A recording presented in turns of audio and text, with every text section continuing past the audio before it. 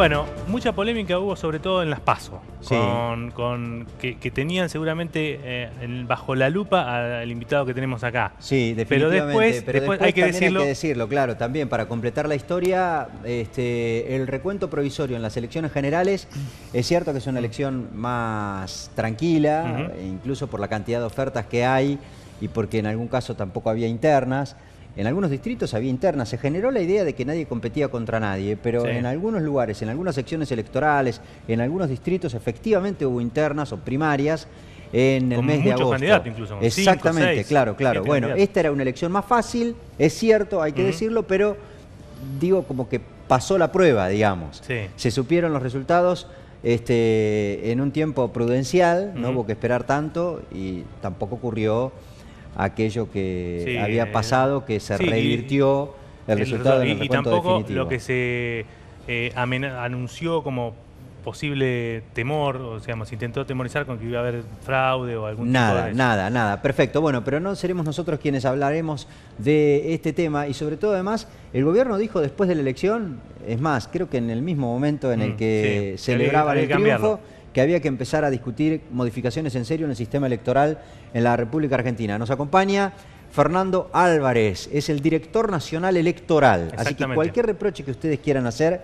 acerca de lo que ocurrió, el señor que acá nos acompaña. Fernando, gracias por venir. Gracias por la invitación. Ya que estamos, ahora vamos a hablar de otras cuestiones como los cambios que se supone que están estudiando y demás.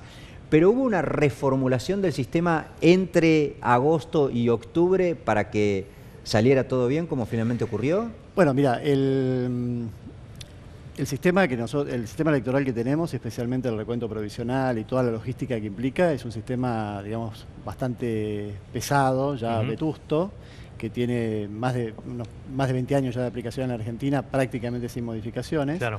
Entonces la idea respecto a 2015 era dar un salto cualitativo importante respecto a la implementación del sistema. Nos hubiese gustado que se aprobase la reforma política y aplicar el instrumento de votación que ahí se proponía, que era la boleta única electrónica, como el nuevo sistema. Bueno, tuvimos que seguir votando con el sistema de siempre. Se calibraron una serie de cuestiones. Desde el punto de vista técnico y más allá de la polémica que se generó, bueno, porque en el escrutinio provisorio ganó una fuerza, entre comillas, ¿no? Lo tomamos como una primera vuelta. Tuvo más votos. Tuvo más votos una fuerza que otra y se revirtió levemente. Bueno, la explicación ahí desde el punto de vista técnico es la extrema y sin precedentes paridad que existió entre las dos fuerzas políticas, ¿no? Donde Cambiemos gana por menos de 7.000 votos en el provisorio y luego con el 97%, con el 98% gana por 7.000. Con el 95.68 para ser exacto, que está dentro de la media, es decir, está dentro de la media histórica. Fue una buena elección desde el punto de vista técnico el provisorio, se terminó a las 4:40 de la mañana, una cosa por el estilo, con una buena participación popular, con una elección que transcurrió muy tranquila. Ya empezamos a hablar de la reforma, ¿se puede, ahora volvemos al planteo que le había hecho, porque ¿se puede pensar en un sistema que obligue determinado protocolo para la carga de las mesas? Porque siempre existen. Los opositores de ahora se quejaban o denunciaban que el oficialismo hacía eso de cargar las mesas según cómo le vaya dando. También lo hacían los anteriores, hay que decirlo. ¿Se puede dejar establecido eso en algún lugar? No. Sí, de hecho existe un protocolo. Ahora, vos me preguntabas, ¿qué cambió? ¿Qué pasó entre agosto y octubre para que, digamos, el funcionamiento fuese, digamos, casi rayano a lo perfecto, digamos, ¿no? Porque, francamente, tuvimos en 24 distritos, hubo 21 en los que la cantidad de telegramas ejecutados superó el 99%, ¿no? Que es casi el promedio de la elección, ¿no? Claro. Cosas sin precedentes en los 20 años de recuento provisional en la Argentina. Y terminar ya con una tendencia definitiva, muy clara, antes de medianoche. Claro. ¿No? Formalmente el último telegrama que llegó cerró el recuento provisional a la 1:30 de la mañana, pero ya mucho hacía antes, rato que ya estaba todo definido. Ya era indescontable la diferencia. ¿Se cambió algo? ¿O era la elección más fácil nada más? No, eso no tiene mucho impacto.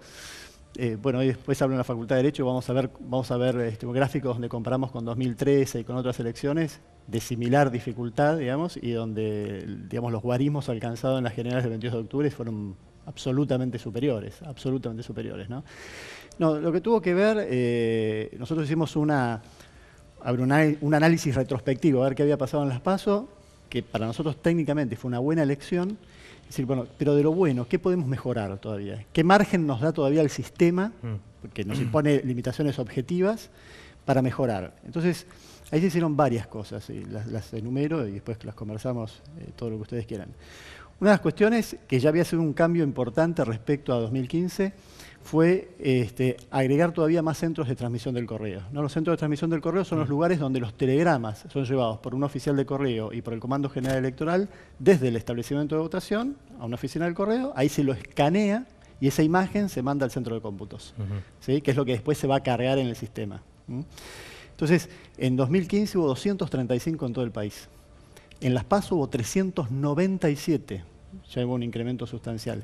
Y agregamos 18 más para las generales, ¿no? Entonces, ¿esto qué permitió? Esto permitió, por ejemplo... Lo volcaron casi todo en el conurbano, me imagino, esos 20 nuevos. Estos 18 nuevos fueron en gran medida en la provincia de Buenos Aires, pero no solamente, también en algunos en el interior del país. Hubo un refuerzo muy fuerte. Después hay una experiencia piloto que les quiero comentar de transmisión desde las escuelas, que es muy interesante. O sea, para evitar ese paso intermedio. Claro, ¿qué pasaba en la provincia de Buenos Aires? Que es una provincia muy grande territorialmente, no descubrimos nada, que tenemos a lo mejor teníamos traslados desde el establecimiento de votación hasta el CGP, al centro de transmisión, de hasta incluso 4 horas y hasta 4 horas y media, ¿no? En el interior de la provincia especialmente, ¿no? Entonces, el tener centros, mayor cantidad de centros de transmisión, redujo a que esos traslados físicos, donde se llevan los telegramas, digamos, en mano, de la escuela al CTD, no durasen más de 1 hora y media. Entonces, eso fue una mejora que se logró ya en Las PASO y que estratégicamente se agregaron algunos en el país y especialmente en el conurbano bonaerense, esos 18 nuevos, para reforzar y agilizar el sistema de transmisión. Se agregaron 75 escáneres a los centros de transmisión que ya habían funcionado en Las PASO. ¿En cuáles?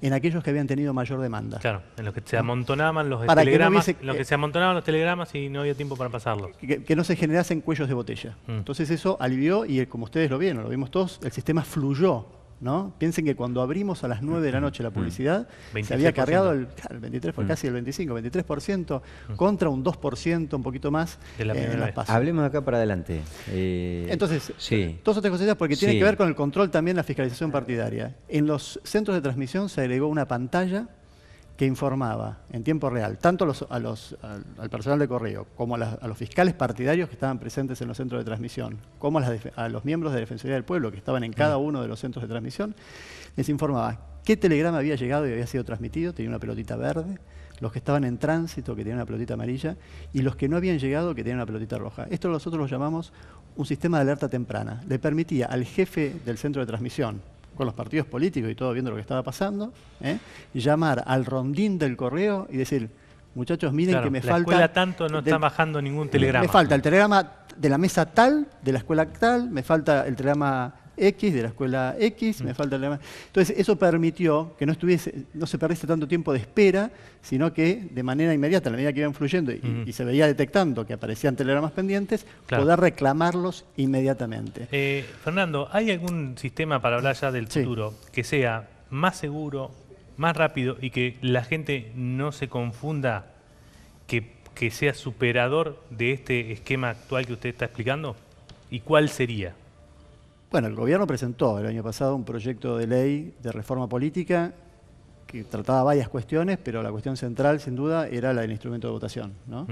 Y ahí había una propuesta de boleta única electrónica, ¿no? Entonces esa sería para el gobierno la mejor... Y esa es la que sería la solución más viable, digamos, más segura, más rápida, más transparente. Es ese que estamos viendo ahí, digamos, que se utilizó en algún proceso electoral, por ejemplo, en Capital Federal, se utilizó, en algún momento. Se utilizó en Capital, se utilizó en Salta, se viene utilizando. En Santa Fe es el de Santa Fe. Ahora, Fernando, te voy a hacer en muchos municipios, en Río Cuarto, en cantidad de municipios. Te voy a hacer una pregunta que seguramente la debes haber escuchado, porque cada vez que se habla de reforma en el sistema de votación, automáticamente se hace una suerte de comparación con el resto del mundo. Y ha dicho el jefe de gabinete hace un par de semanas atrás, o después del proceso electoral, no puede ser porque en todo el mundo se vota de otra manera. Y los que defienden el sistema actual dicen, todos los modelos que se les ocurre a los funcionarios del actual gobierno fracasaron en todos lados y los están dando de baja. Este sistema, por ejemplo, ¿dónde está? No, este sistema no fracasó en ningún lado porque es un sistema, este es un sistema híbrido, esto no es voto electrónico. ¿Cuál es el problema del voto electrónico? O sea, las críticas mayores que nosotros encontramos en lo que serían los sistemas comparados, sistemas electorales comparados, es al voto electrónico. En el voto electrónico hay una mediación total, absoluta del sistema entre la voluntad del elector y el resultado electoral. Es decir, uno vota en una máquina y no sabe más nada. No perdés el control de tu voto. Que esa es la crítica famosa del Tribunal Constitucional Alemán en su momento. Digamos, ¿no? Que dijo el proceso electoral debe ser pasible de ser controlado por cualquiera. Exactamente. Entonces, si tiene que haber expertos en el control, deja de ser interesante, una cosa por el estilo, digamos. Bueno, lo que pasa es que la mediación tecnológica ya está en los procesos electorales en Argentina y en todo el mundo. Sí, o sea, ya tenés la transmisión, ya tenés el escáner, tenés la transmisión desde los centros de transmisión del correo. Sí, pero una cosa es para transmitir los datos y otra cosa es para contabilizar los resultados de una elección. Entonces, ¿cómo es el sistema con boleta única electrónica? Es un híbrido. Tiene incorporación de tecnología, pero se resguarda el sistema tradicional donde hay una boleta tangible y donde el elector puede controlar, digamos, inmediatamente. O sea, está controlando todo el momento. Pero, perdón, la boleta esta que el elector pone, se lo pregunto porque además nosotros votamos en Provincia de Buenos Aires. Por ahí los en Capital Federal lo conocieron al sistema porque ya lo utilizaron. La boleta que la máquina me devuelve como comprobante de lo que yo voté, esa información no queda impresa, queda en un chip. Entonces ese chip vos lo verificás inmediatamente, tiene un lector, puede ser un chip, puede ser un código QR, puede ser un código de barras, lo que sea, digamos, cualquier mecanismo donde vos vas y lo lees en la pantalla. Lo lees en el momento de votar. O sea, yo puedo la máquina te emite un papel y vos lo podés hacer. No solamente podés, sino que está recomendado hacerlo. Para que se entienda, Fernando, por ahí hago preguntas que son muy básicas, pero es un sistema que la gente no conoce. A veces vas al supermercado y apoyás el código de barras de un producto para saber cuánto vale. Esto es más o menos igual, vos lo podés poner frente a un visor que te dice... Te aparecería el producto y el precio. ¿Sí? Exactamente. Y la ventaja... ¿A quién votaste? Exactamente. Además te da la flexibilidad, ¿no? Que vos podés hacer el corte de boleta, digamos, eligiendo directamente en la pantalla. ¿No? Entonces vos armás el voto como vos querés, ¿sí? Lo podés verificar, lo verificás antes de votar. Esa es la característica de boleta única electrónica. Claro, es una boleta única electrónica, no tenés limitaciones de espacio, porque pensemos una PASO en la provincia de Buenos Aires, con la cantidad de agrupaciones y de listas que se presentan. O sea, tendríamos que tener una boleta única de papel, no sé, de tamaño imposible. Entonces, esto lo resolvés técnicamente. Y nosotros en el proyecto no está propuesto hacerlo, por ejemplo, con una tablet, sino hacerlo con una pantalla de 21 pulgadas. De manera que aún en el caso, ¿no es cierto?, de las boletas más grandes, etcétera, etcétera, se puedan ver todas las caras. Ahora, Fernando, se puede ver con mucha precisión y la accesibilidad para la gente que es corta de vista, que tiene dificultades visuales, para la gente, discúlpame, que es hipoacúsica, porque el sistema te permite ponerte unos auriculares, leer para los ciegos, o sea, tiene una accesibilidad, se resuelven una cantidad de problemas también de accesibilidad del voto, que no es una cuestión menor, que también los resuelve el sistema. Entonces vos eso lo chequeás y ese voto va directamente a la urna y después se contabiliza. Lo podés contabilizar manualmente porque dice a quién estás votando, la boleta, y si no, lo podés pasar por el lector. En un caso u otro podés hacerlo. Pero ahí cierra la elección y automáticamente la máquina hace la sumatoria. No. No, la sumatoria la hacen las autoridades de mesa. No, exactamente. Si querés podés hacerlo para mayor seguridad, podés hacerlo y vas contando y haces el doble control. La facilidad es que te emite directamente la documentación y después vos la chequeás y la firmás. Ahora, Fernando, lo cual bajás mucho el error. Si este sistema ya no pasó, ¿por qué cree el gobierno que va a pasar ahora si no lo reformulan en el medio? Es que en realidad no se discutió a fondo el tema. Es decir, pero yo vi en el Senado que iban algunos expertos, algunos que lo criticaban mucho y otros que lo defendían. Yo creo que lo que hay que hacer...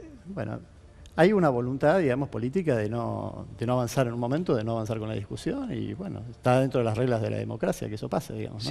Se bloqueó esa iniciativa como pero ¿cuál sería la ventaja? ¿Cuál sería la ventaja del que no quiere modificar esto? Que aprovecharse de la estructura, por ejemplo, que tiene una fuerza política. porque va a reestructura acá. Bueno, hay una cantidad de... Primero, es un sistema, el de boleta única en general, Sí. es un sistema que te garantiza la totalidad de la oferta electoral. Sí. Cosa que no pasa con el sistema que tenemos hoy, porque Sí. seguimos teniendo el problema... Sí, de que los del partidos robo de chicos, boletas, los partidos chicos no pueden reponer lo que le roban, por ejemplo. Bueno, después, la fiscalización de los partidos chicos, porque el sistema actual favorece enormemente a los grandes que tienen fiscales para que pueden todos los generar, todas las Sí. mesas. sí, incluso hasta fuerzas que habían surgido en los últimos años, digamos, con interesantes perspectivas. Se quedaban sin Ven fiscales. cada vez más, exactamente, ven cada vez más mermada su estructura de fiscalización. Entonces, ya tenés, no podés garantizar tener boletas, ¿no? O sea, la totalidad de la oferta, que es gravísimo para el elector, no Sí. solamente para los partidos o las agrupaciones. Tenés el problema de la fiscalización. Tenés el problema de fiscalización. Tenés el problema de las prácticas que permite el tema de boleta, el voto cadena, sí. una cantidad de cuestiones.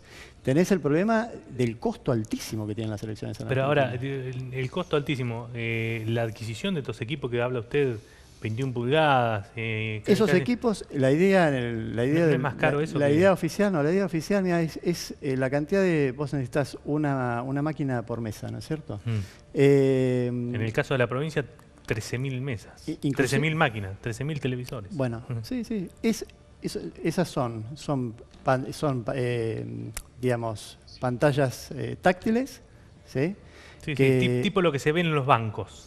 Claro. Tipo lo que se ve en los bancos. Sí, los bancos más grandes o lo que vos ves en un local de ANSES o lo que Ah, sí, claro, sí, los para la SUBE, turneros, sí, para la los SUBE. turneros. Es decir, esas son máquinas que después se reciclan y pueden ser utilizadas por la administración pública porque no es la idea retirarlas y guardarlas en un depósito de máquinas electorales.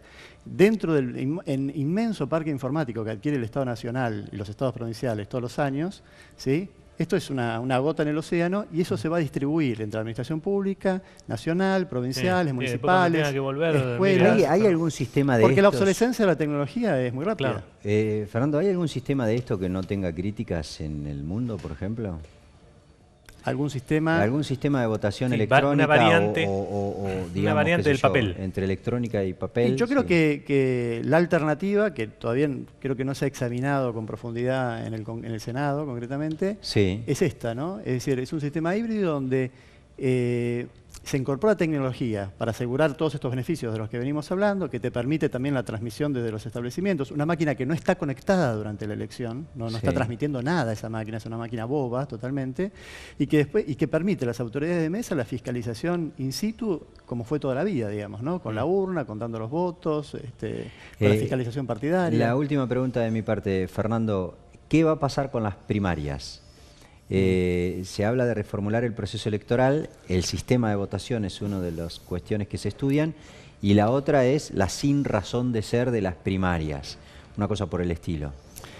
Bueno, no está eso previsto en el proyecto de reforma que está con media sanción en el Congreso. Entiendo que ahora el gobierno va por un proyecto que ya está listo, que está en Legalité y Secretaría de Legal y Técnica, un proyecto del Ejecutivo de reforma en el sistema de financiamiento de la política. O sea, creo que ese es el próximo paso. O sea, que lo que te quiero decir, o lo que les quiero decir es que no creo que en lo inmediato se discutan las PASO. Las opiniones están divididas, incluso entre los partidos políticos. Creo que es un debate que hay que dar oportunamente. Lo cual tampoco es blanco y negro, es decir, bueno, si se sigue con las PASO, si se sigue con el sistema tal como funciona hoy, si podría ser un sistema PASO distinto, a lo mejor no obligatorio. Es decir, creo que hay que analizar, digamos, alternativas. Claro que el sistema está pensado para incentivar la competencia interna al interior de las agrupaciones políticas, y si los partidos políticos no compiten internamente y presentan listas No tiene únicas, razón de ser. se desdibuja bastante, ¿no? Entonces uno dice, bueno, pero sí, pero ojo que en algunos lugares hubo. Bueno, habrá que ver, porque digamos, si la solución es las PASO, tal como están ahora, o puede tener un régimen modificado, ¿no? Yo creo que la idea de las PASO es buena, es interesante, ¿no? El riesgo es la desnaturalización, de alguna manera, en una elección que tiene mucha complejidad técnica para ser llevada a cabo y que es muy cara, porque es más cara que la general, por la oferta. Claro, La oferta es mucho más grande. Fernando Álvarez, director nacional electoral, muchísimas gracias por haber venido esta noche a charlar con nosotros. No, gracias por la invitación. Gracias, Fernando. Una pausa, ya volvemos.